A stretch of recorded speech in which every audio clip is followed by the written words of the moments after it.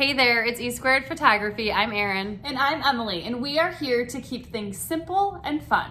Are you stuck shooting in automatic mode, or maybe you're stuck shooting in aperture priority mode or one of the priority modes? Well, we're here to explain not only the importance of manual mode, but specifically to tell you a lot about aperture.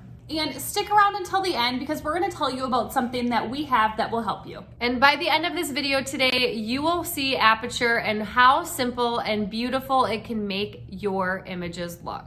And by the end of this video today, you are going to be able to see just how simple aperture can be and how beautiful it can make your images look. And don't forget, every Monday morning, we have a new video just for you. And for the best photography tips and tricks, make sure to subscribe to our channel and hit that bell for notifications of future videos. All right, so let's just jump right into what is aperture.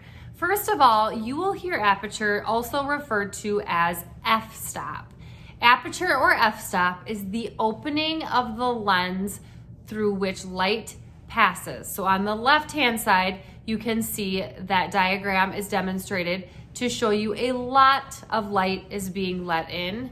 And on the right-hand side, the smaller dot is showing you that there is less light being let into the lens. And just a reminder, aperture is one of the pieces to manual mode.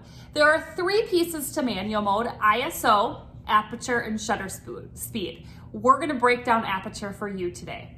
So let's talk about, what does a higher f-stop or a lower f-stop mean? So starting with a lower f-stop, an example of this on your camera might be an f1.4. That is a low f-stop or a low aperture.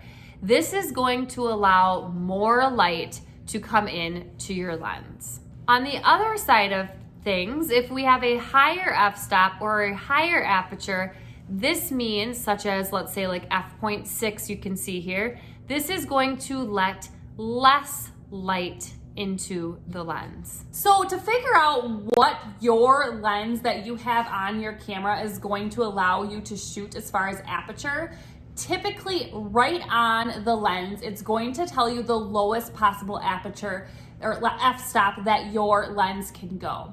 So for example, it might have on it f1.8. That means your lens is going to allow you to go all the way down to f1.8. And then you can also play around with on your camera body to figure out how high it can go to. All lenses are going to be different. So your lens might only be able to go down to an f4.5, and that's okay. So let's talk about, what can aperture really do for you? Why do we need to actually adjust those numbers? What's the importance of it? So there are a couple things that aperture and adjusting your aperture can allow you to do. The first thing is it can help get everyone in focus, especially when adding on more people to a group shot. The second thing it can allow you to do is it can allow you to get that dreamy bokeh background. So let's look at a couple images. In this image here of the wedding party, because there are so many people, one thing that we would typically do is we would adjust our aperture to be a higher number to allow to get everyone in focus. And then if we look at these two images here of these two girls, you can see that the bokeh behind them is very beautiful. The focus is nice and crisp on them. When shooting these, we would have gone down to a very low f-stop. Now, with that comes a lot more in regards to where you need to stand, where the client needs to stand, how far the client is from the backdrop, and things like that. That will also play into effect when we're trying to get the bokeh that you want. So when should you change your aperture? Let's say we're at a family session.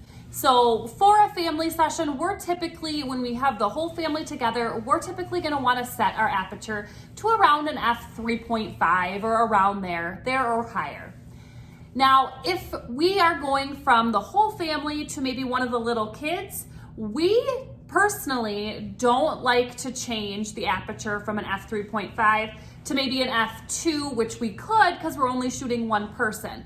We like to keep things as simple as possible, so we keep that aperture the same for the entire session.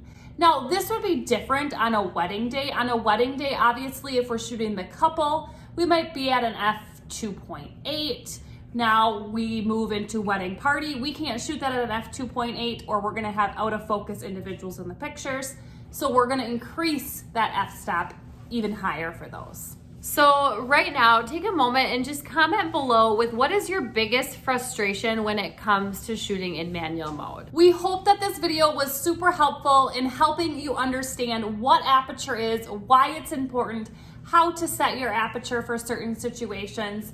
So remember, keep it as simple as you possibly can. Now, if you want to learn even more about manual mode and the other pieces to manual mode, in the description below, we have a free manual mode cheat sheet worksheet for you that you can download and start simplifying and learning it even more. And if you found this video helpful today, make sure to subscribe, like, and share with a friend so we know to make more videos just like this one. And don't forget, every Monday morning, we come out with a new video. And if you have not yet, follow us on Instagram at e2photography for even more tips and tricks related to photography. And we will see you next week.